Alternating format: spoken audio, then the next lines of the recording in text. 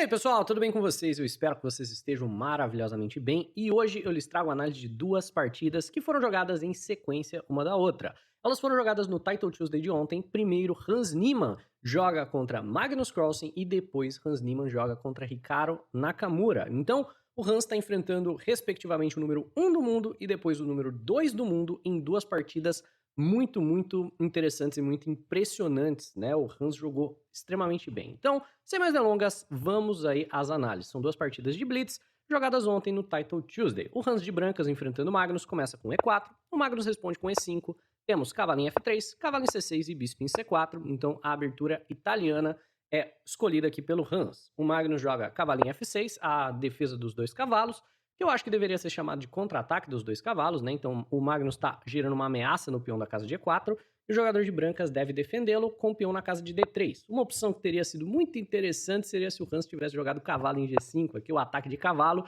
tentando o fegatelo em F7. Mas não, o Hans jogou peão na casa de D6 e nós temos aqui a variante Gioco Piano, certo? O Magnus joga bispo em E7, que é um lance um tanto quanto passivo, mais defensivo. O bispo normalmente vem para a casa de C5.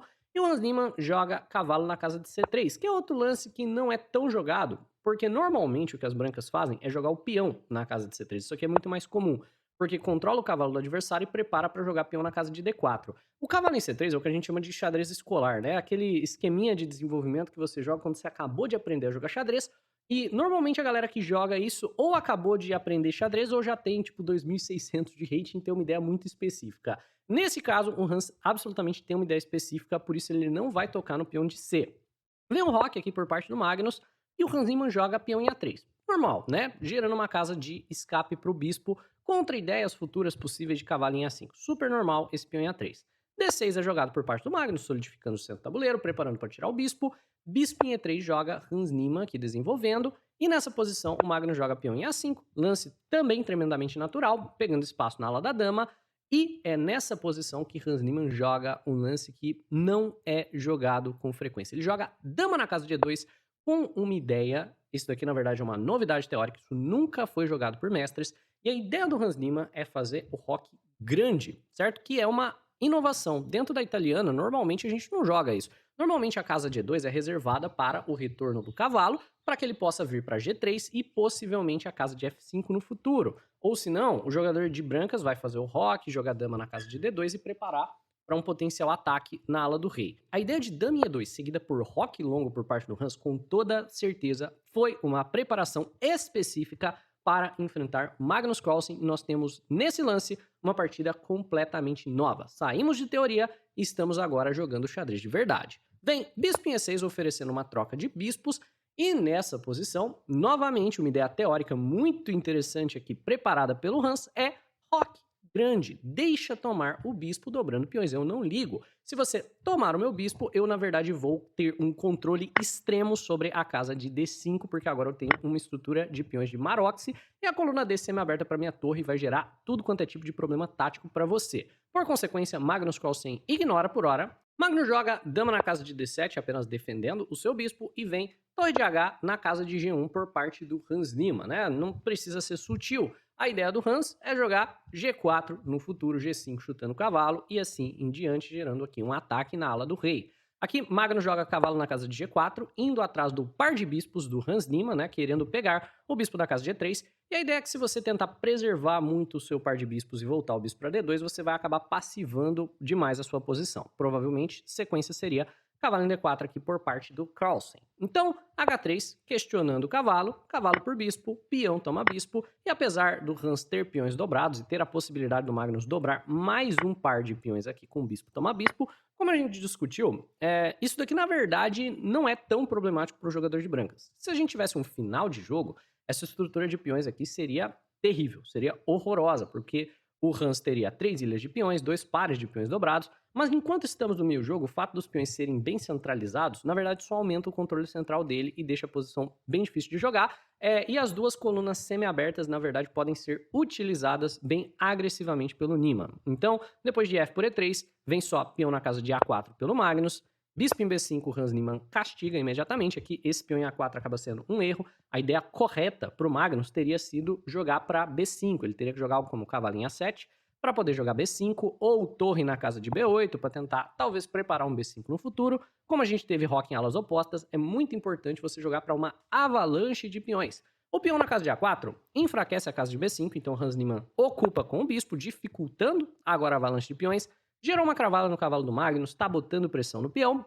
E o Magnus Carlsen tem que perder bastante tempo para lidar com essa cravada e para de fato poder começar agora uma avalanche de peões. Então, dama em C8 joga o Magnus lidando com a cravada, podendo movimentar o cavalo novamente. E o Hans Niemann joga peão na casa de D4, rompendo o centro do tabuleiro com uma ameaça de ganho material imediato. A ameaça é simples, eu vou jogar peão na casa de D5. Para o Magnus tomar o peão na casa de D4 não é uma ideia tão boa, porque você desdobra peões e você, na verdade, basicamente você não faz nada, né? Se você tomar em D4, você vai só renovar a ameaça do Hans desdobrando peões. O Hans vai tomar de peão, ainda vai estar ameaçando o mesmo D5 que ele estava ameaçando antes, só que agora sem peões dobrados, né? Então o Magnus joga cavalo em A5, ele tira o cavalo do ataque do bispo, sai da ameaça de D5 com um duplo. E o Hans joga peão na casa de D5, ameaçando o bispo, vem bispo em D7 por parte do Magnus Carlsen, e nessa posição o Hans Niemann joga, na verdade, um lance muito interessante, porque nessa situação, o peão de A4 está caindo há muito tempo, certo? Esse peão de A4, ele está podendo ser tomado,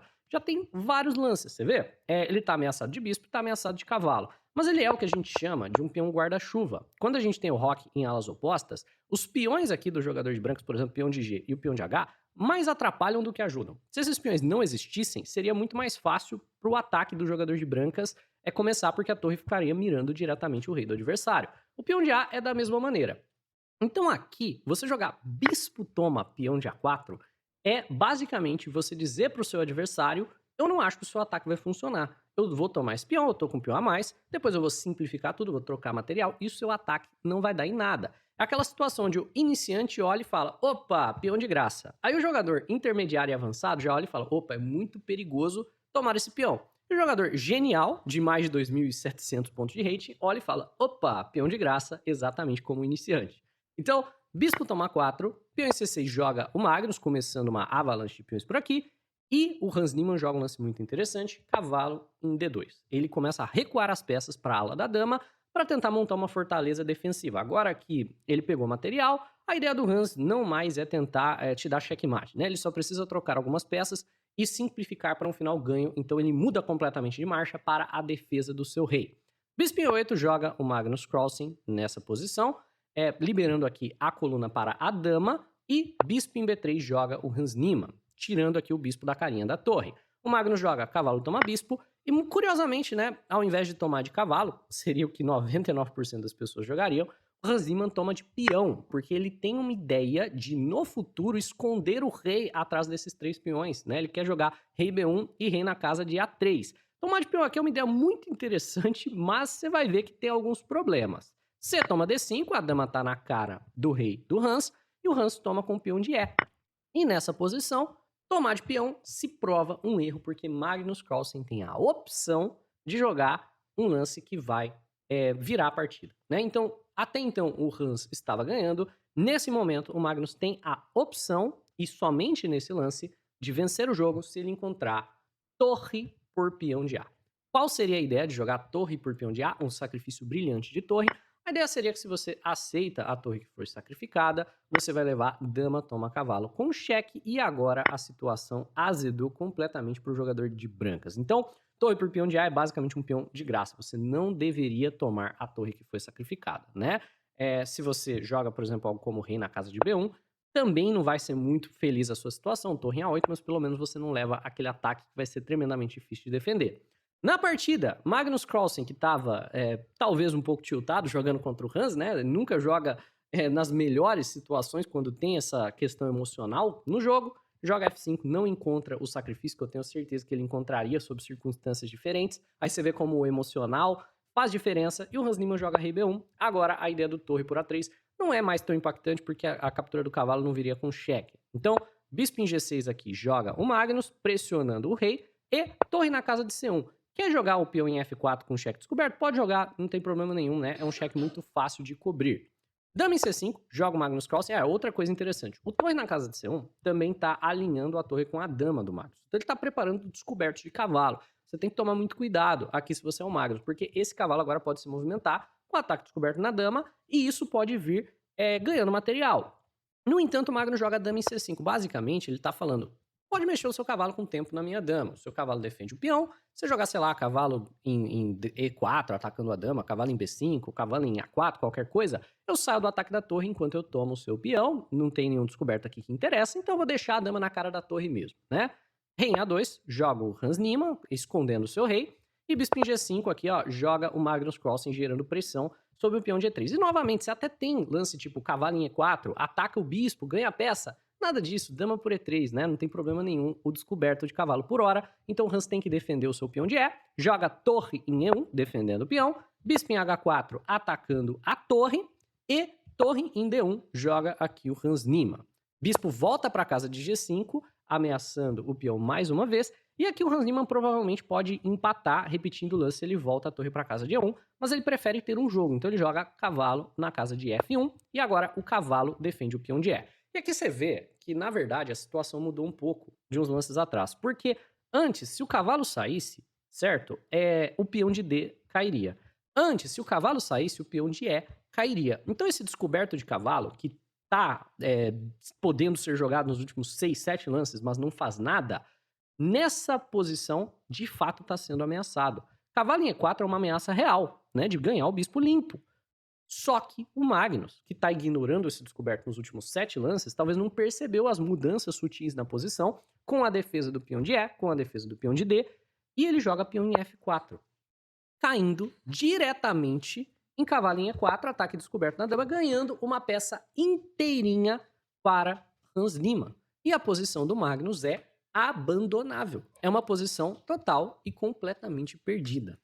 Magnus Carlsen sacrifica a sua dama na casa de C1 e ele decide, então, beleza, melhor do que perder um bispo e perder 3 pontos de material, eu vou fazer o seguinte, eu vou tomar uma torre e um cavalo pela dama e eu vou perder só 1 ponto de material. Dama por C1, torre por C1 e bispo por cavalo. E, de fato, o material não está tão desigual assim no momento. No entanto, você vai ver que a dama performa muito melhor do que as peças menores, do que uma torre e um bispo, por exemplo, em uma situação onde o material não está coordenado de maneira adequada. E esse é o caso, tá tudo solto por aqui. Então, E toma F4 já vem, ó, atacando os dois bispos ao mesmo tempo. O material não está coordenado corretamente. Bispo toma, por hora com tempo na torre. Torre em D1, joga aqui o Hans Niemann defendendo seu peão de D. Bispo em G6 joga o Magnus, defendendo o seu outro bispo. Cavalo em E3 joga o Hans Niemann. Vem peão em E4, tentando fazer progresso com o peão passado. E o Hans percebe, olha, eu tenho 3 peões contra um aqui na ala da dama. Se eu começar a avançar esses peões, na verdade eu vou gerar um peão passado. Eu não podia avançar antes, porque esses peões eram que estavam protegendo meu rei. Mas agora, sem as damas no tabuleiro, a situação mudou de figura. Então, o peão em B4, eu vou começar a avançar a minha maioria de peões e eu quero ver você parar. Torre em E8, certo? A4. H5 joga o Magnus, A5, os dois peões aqui, ó, estão fazendo progresso. Torre em C8 aqui joga o Magnus Carlsen e rei na casa de B3, lidando com tudo quanto é tipo de infiltração de torre. Rei em H7 joga o Magnus, torre em F1, e nessa posição, o Hans com esse torre em F1 gera, na verdade, uma ameaça muito, muito interessante. Por quê? O que o Magnus está tentando fazer é coordenar o seu material. Ele tem torre e bispo pela dama. Então, o que o Magnus tenta fazer é coordenar o material corretamente para parar os peões, certo? O Magnus está tentando coordenar para que a torre e o bispo joguem tão bem quanto uma dama, e o que o Hans está tentando fazer é descoordenar o material. Torre em E8, torre por F4.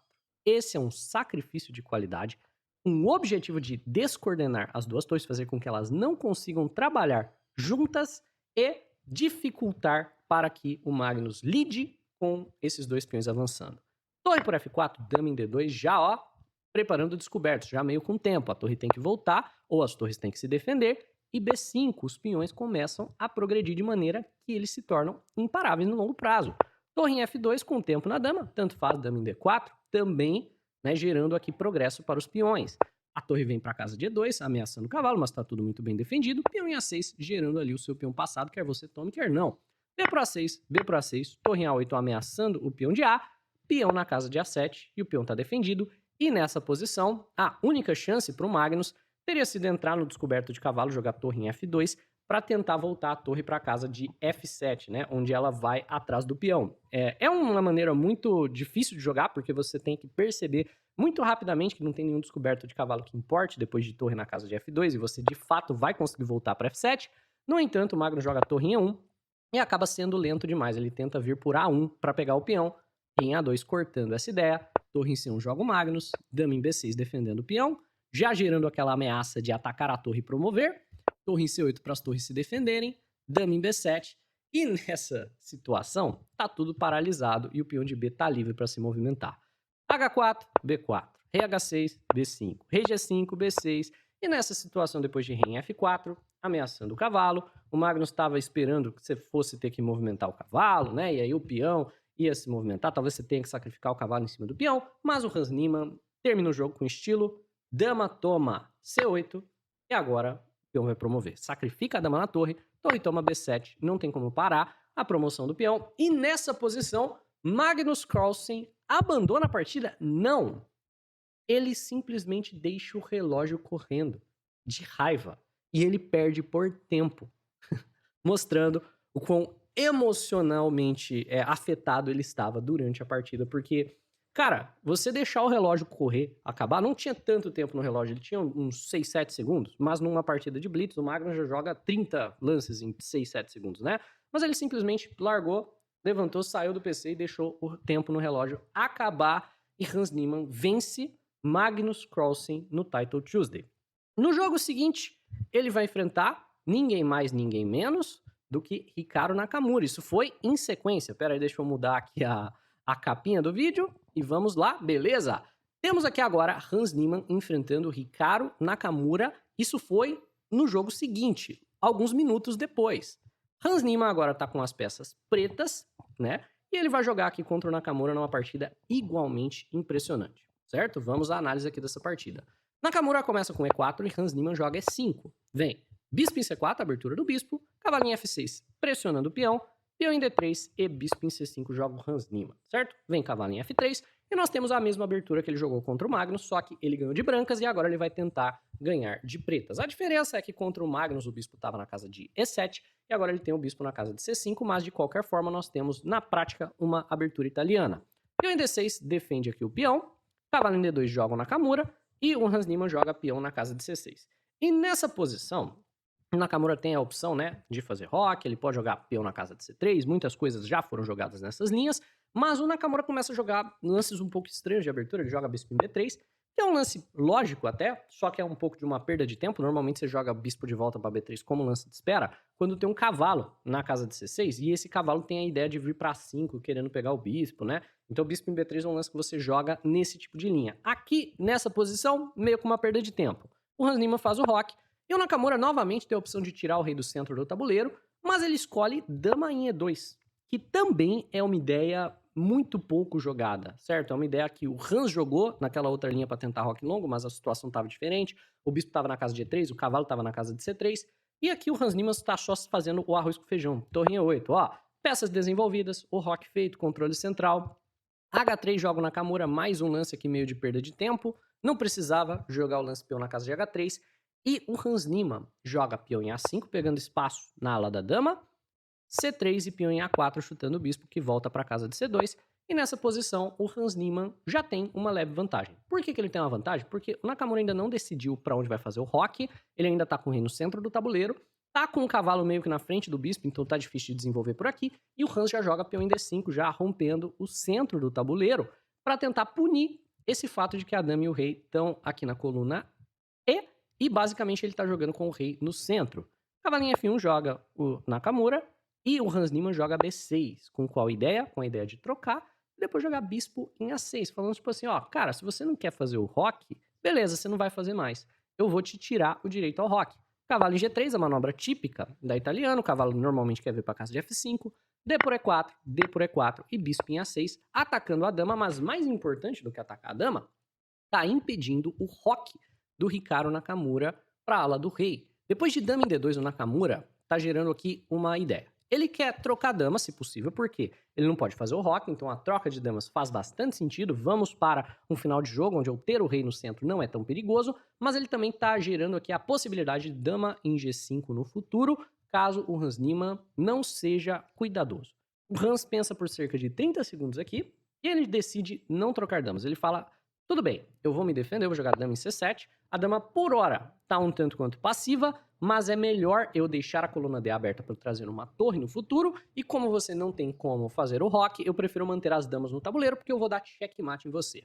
Mas a agressividade toda agora é por parte do Nakamura, que joga cavalo em F5, então a manobra, né, cavalo em D2, cavalo F1, cavalo G3, cavalo em F5, que é uma manobra típica de italiana, e basicamente o Kasparov sempre dizia, né, um cavalo em F5 vale pelo menos um peão, ou seja, se o jogador de brancas tem esse cavalo, ele basicamente vale 4 pontos ao invés de valer 3, de tão potente que ele é. E daí a ação, dama em G5, checkmate e assim em diante. Bispo em F8 joga o Hans Niemann, lance defensivo muito importante, defendendo G7. Vem dama em G5, ameaçando, por exemplo, cavalo em H6 cheque, que é muito incômodo. Se você tomar o cavalo, a dama toma o seu cavalo na casa de F6. E o Hans Niemann só joga rei na casa de H8. Ele defende tudo por aqui. Cavalo em H6 ainda pode ser jogado, mas não vem com cheque, então não incomoda tanto. E ele tá jogando um jogo defensivo perfeito até o momento. Nakamura joga dama em H4, liberando a casa de G5 para poder trazer o bispo, finalizar o seu desenvolvimento e poder fazer o rock. E o Hans Niemann joga cavalo em D7, preparando para que bispo em G5 venha sem de fato uma ameaça de tomar o cavalo, porque outro cavalo somente toma o seu lugar. Vem bispo em G5 e agora vem o lance mais difícil de jogar da partida inteira. Nessa posição, o Hans Niemann percebe uma coisa. Quer saber? Você não tem nada. Né? Eu não posso, no momento, jogar, por exemplo, cavalo em C5 que eu gostaria. Eu não posso te atacar agressivamente, porque todas as minhas peças estão meio que amarradas na defesa. O meu bispo está passivo defendendo G7, né? Você tem uma ameaça de tomar o meu cavalo. Eu vou jogar cavalo em G8. E todas as peças do jogador de pretas, praticamente, estão nas casas iniciais, né? Na verdade, assim, na oitava. Mas tudo se defende muito bem. E, de repente, se o Nakamura não consegue gerar um ataque, quem vai gerar um ataque é o Hans Niemann, porque o rei do Nakamura ainda está no centro do tabuleiro e não consegue fazer o rock curto. Nakamura decide fazer o rock longo, que não é tão melhor, porque ele já tinha mexido o peão de C, tem um peão aqui na cara do rei dele, então, cavalo em C5, já joga o Hans Niemann, preparando o seu ataque, passando peças para a ala da dama, certo? Esse cavalo vai ajudar bastante no ataque. Bispo em E3, volta aqui o Nakamura, com a ideia talvez de jogar cavalo em G5, né, liberando a casa para o cavalo. Então F6 para essa ideia e libera uma casa para a dama vir. Cavalo em H2 joga o Nakamura, tentando talvez cavalo em G4, né, não desistiu do ataque. Dama em F7 já vem com o tempo no peão de A2. Bispo toma cavalo, o Nakamura começa a trocar peças para tentar aliviar o ataque. Bispo toma de volta e ainda temos uma ameaça no peão de A, então rei em B1 joga o Nakamura defendendo o peão. Bispo em C4 renova a ameaça e A3 é jogado. Então, cada lance que vai sendo jogado de peão em volta do rock vai enfraquecendo mais e mais o rei. Um ponto de sacrifício de bispo foi gerado. Bispo em A2 cheque, em A1 e bispo em B3. Troca o meu bispo, por favor. Troca o bispo, eu vou tomar de peão abrindo a torre, depois eu vou sacrificar na casa de A3. Nessa posição, já tá muito ruim pro Nakamura, mas o bispo tá sendo ameaçado, né? Então ele tem que ser defendido, ou tirar ele daqui, ou trocar. Mas o Nakamura, ele tenta um lance intermediário. Ele joga cavalo em D6. Ele vê, esse lance vem com tempo na dama, vem com tempo na torre.